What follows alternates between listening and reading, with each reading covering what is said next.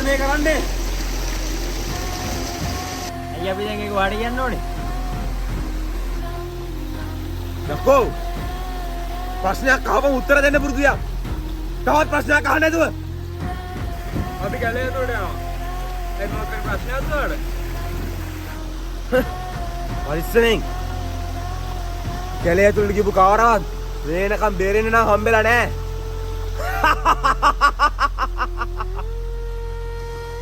අපි යන තැන දැනගත්තනේ. අපි යන්න දෙන්න. මේක මලවුන්ගේ අඩුවය බලව්. මං කියන දේ අහලා නිකුරුනේ උඹලගේ ඔය ජීවිතේ පූජා කරන්න තු මෙතනින් ඵලයව්. අපි එන්න කලින් හොයෝම් ෆිල්ම් එකක් බලලා ආවේ. අපි ගිහින් එන්න. ගිහින් එන්න අයියේ.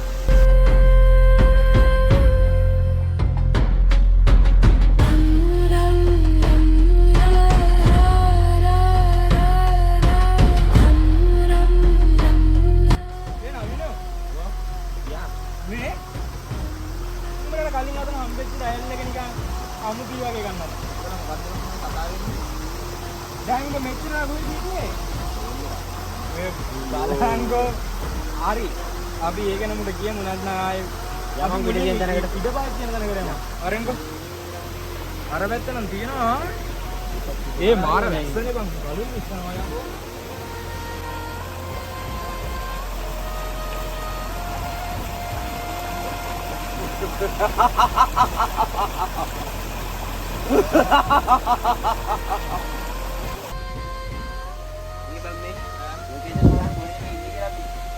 අපි කොහෙට ඇවිත් දන්නේ නැහැ බල්ලෝ. ඒ සිග්නල් නෑ මේ. අද බම් මේ එන්නේ. හිතා ගන්න බෑ මට. වෙන ආමුතු වෙන්නත් ආව. මේ මම පම්පයක් දැරෙන්න දෙන්න. ආ බලන්න.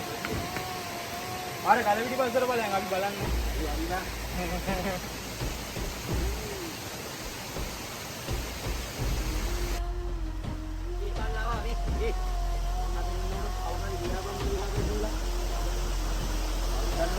ආවා කිව්වනේ බෑ.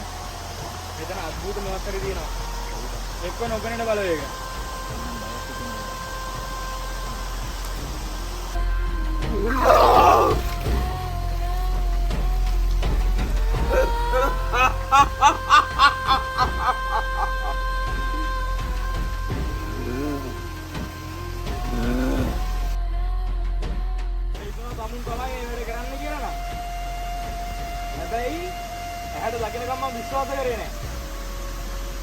මන් තමුසලට කලින්ම කිව්වා මෙතනින් යන්න කියලා.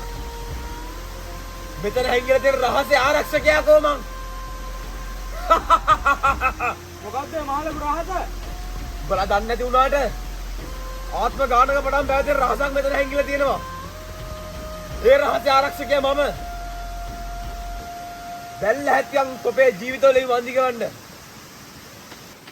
දැන් හැටියන් සරණට මොන සරණක්ද? මේ සටන කරොන් නිසා උඹලට මේ කැලෙන් පිට වෙන්නත් බෑ. මේක හැංගිලා තියෙන රහස දැනගන්නත් බෑ. අපි සටන දිනුවා. සටන දිනුවොත් උඹලට යහකින් මේ කැලෙන් එළියට යන්නත් පුළුවන්. මෙතන හැංගිලා තියෙන රහස දැනගන්නත් පුළුවන්. තොපි දෙන්නම එකපාර ආවත් එකයි. තනියෙන් ආවත් එකයි. එක එකාගේ ජීවිතවලින් මොලි ගන්නවා.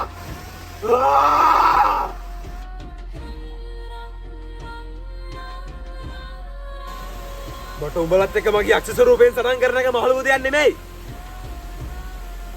මම උඹලා වෙඩුවේ මනුස්ස ස්වරූපෙට එනවා උඹලත් එක්ක සටන් කරන්න. දිනලා වෙන්න බෑව.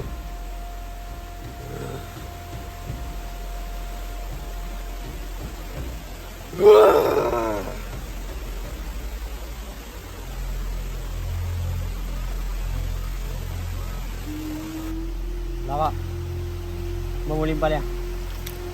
මොඩ වැරුණොත් මං එන්නේ. මේ හපංකෝ. බැරිලාත් අයි පෙරදුණු. බලමු. හොඳ දෙයක් වෙයි බා. බය නැති ඉඳන්.